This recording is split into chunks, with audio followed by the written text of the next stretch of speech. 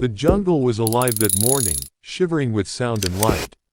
Thick mist clung to the towering sal trees, their trunks etched with time, while beams of sunlight fractured into golden shafts that fell upon carpets of ferns. Birds shrieked high in the canopy, warning of something beyond the usual, something that rippled through the air like an unseen predator. The villagers of Karanpur had long whispered about the beast that haunted the western reaches of the jungle. They spoke of it only in hushed tones, while tending the fires or mending their nets, fearful the very sound of its name might stir it awake. Most dismissed the stories as old superstitions, tales designed to keep children close to the safety of the huts. But when cattle vanished, when hunters failed to return, and when the ground itself seemed to quake with a sliding, slithering rhythm, doubt no longer sufficed. It was a snake, they said. Not a snake as one imagines, a creature of the grass or the shadows, but a monster so immense it could coil around a banyan tree and splinter it apart like brittle twigs. The oldest people swore they had seen its eyes once, glimmering like lanterns in the dark. Few believed them, until the day the elephant screamed. The sound tore through the dawn. It wasn't the trumpeting cry of dominance or play. It was pain, deep, raw, and agonized. The jungle itself seemed to hold its breath as the wail echoed, and every villager knew something unthinkable was happening. Arjun was the first to arrive at the edge of the clearing. His bow was slung over his shoulder, and his breathing was sharp, labored from the sprint through the underbrush. He crouched low behind a fallen log, peering into the sunlit expanse. There she was, the mother elephant, Matri, as the villagers had named her years ago. She was a familiar figure to the people, towering yet gentle, always seen grazing near the river with her calf. Matri had guarded the children of Karanpur more than once, trumpeting at prowling leopards and stomping the earth to warn of approaching danger. She was no ordinary animal, she was kin. Now she was ensnared. The coils of the snake were wrapped around her legs and torso, thick as tree trunks, scales gleaming black-green in the sunlight. The serpent's body stretched impossibly far, vanishing into the foliage, and then looping back again in a dreadful circle. Matri trumpeted, thrashing, her eyes wide with terror. Her calf cowered nearby, helpless. Arjun's stomach turned. The stories were true. The beast was real. He notched an arrow without thinking. But before he could draw, a hand clasped his wrist. Don't. It was Mira, her chest heaving as she crouched beside him. Sweat darkened her hair, plastering it to her forehead. If you strike now, you'll only anger it. Look at the size of it, Arjun. Your arrow would be a mosquito's bite. Arjun's jaw tightened. We can't just watch. We won't, she said. But we need the others. They weren't alone for long. From the brush emerged Ravi, his massive frame carrying a spear forged from tempered iron. He was the strongest of them, a man who could split bamboo with a single swing. Behind him came Anika, light on her feet, her twin daggers flashing in the scattered sunlight. Last was Dev, carrying a satchel of herbs and vials clinking together, a healer, but no less courageous than the warriors who bore steel. The five of them had been chosen long ago, when whispers of the serpent first spread. Not by chance, but by oath. If the beast ever revealed itself, it would be their duty to face it. To protect the village. To fight, even if victory seemed impossible. Now the moment had come. The snake tightened its coils, crushing down upon Matri. Her scream was a shuddering roar that made the ground vibrate. Birds scattered in a frenzy of wings. Arjun cursed and raised his bow again, but Ravi held him back. Wait, we strike together. The serpent lifted its head at last, and for a heartbeat the clearing was consumed by silence. Its skull was massive, broad as a man's chest, with fangs that glistened like curved ivory.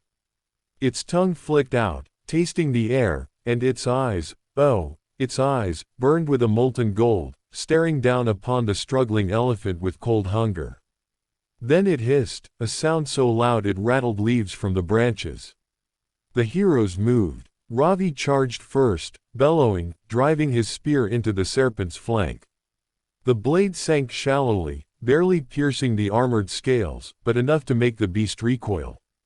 Arjun loosed 3 arrows in rapid succession, each striking the serpent's eye ridges. They bounced off harmlessly, but one grazed the soft flesh just beneath the socket, drawing a bead of blood. Enraged, the snake whipped its body, slamming into Ravi and sending him flying against a tree.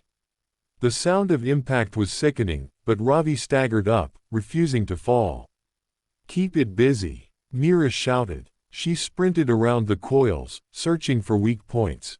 Anika darted opposite, blades flashing, slicing at the serpent's underbelly where the scales were thinner. Sparks flew as steel met armor, but now and then crimson welled from the cuts. Dev hurried to Matri's side, ducking beneath the thrashing coils. He smeared a pungent salve onto her wounds, murmuring soothing words.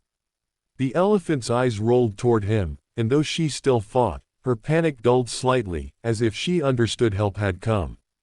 The serpent roared, not a hiss, not a growl, but a booming roar that seemed impossible for a creature without lungs. It reared back, towering, its body unraveling from Matri long enough to strike at its attackers. Arjun rolled aside as the massive head slammed into the ground where he had been standing. Dust and earth exploded into the air. Anika leapt onto the beast's body, climbing like a panther, her daggers stabbing between scales, each strike punctuated by a furious cry. She reached the crest of its neck, raised her blades high, and plunged them into the softer flesh. The serpent shrieked, convulsing violently. Anika was hurled into the air, crashing down into the ferns. She didn't rise. "Anika!" Mira shouted, racing toward her. But the serpent was faster. Its head shot forward, jaws yawning wide enough to swallow a buffalo whole. Mira barely dragged Anika aside as the fangs crashed into the soil, snapping with bone-shattering force. Ravi reappeared then, battered but unbroken. With a roar, he drove his spear again, this time aiming for the serpent's open mouth. The iron point sank deep into the fleshy roof. The snake jerked back, flailing, and for the first time, it let out a cry that sounded almost like pain. "Now!" Arjun shouted. He loosed an arrow tipped with fire, lit moments earlier with oil-soaked cloth. It struck the wound Ravi had opened, flames licking the serpent's mouth. The beast writhed, scales scraping against stone, hissing furiously. But it did not fall. Instead, it turned its fury upon the elephant once more, lunging, its jaws snapping toward her throat. Matri screamed, staggering backward. Dev threw himself in the way, a useless shield, but before the fangs could strike, Mira hurled a clay pot filled with powdered chili and herbs directly into the serpent's face.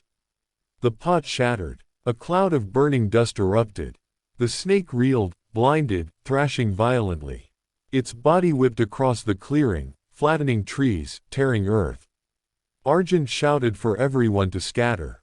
They did, barely avoiding being crushed beneath the monster's mass. Through the chaos, Matri moved. With a roar of her own, she wrapped her trunk around a fallen tree trunk and swung it like a weapon. The improvised club slammed into the serpent's skull with a thunderous crack. The ground shook. The heroes stared in awe.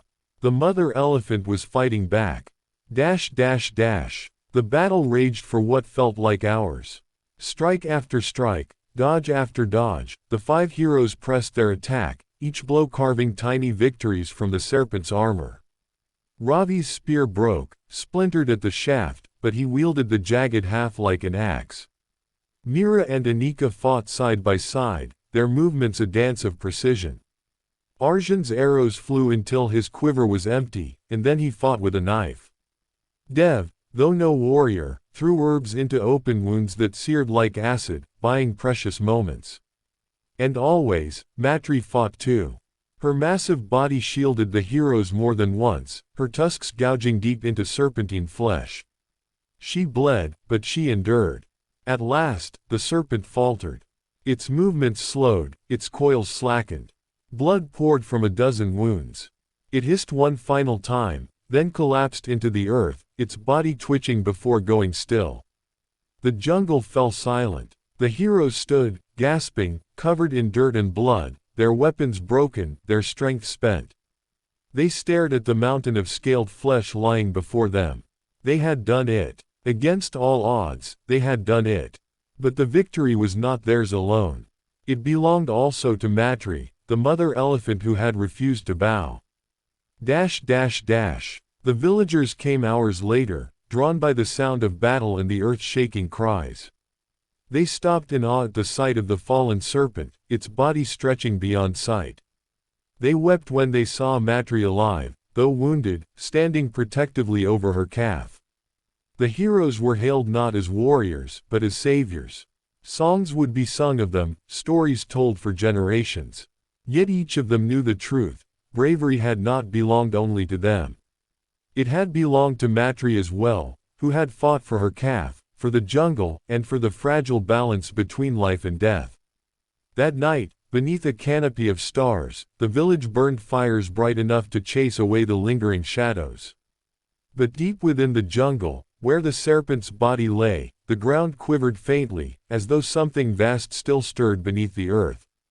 The heroes exchanged glances. Their battle was won, but the war between mankind, beast, and legend was far from over.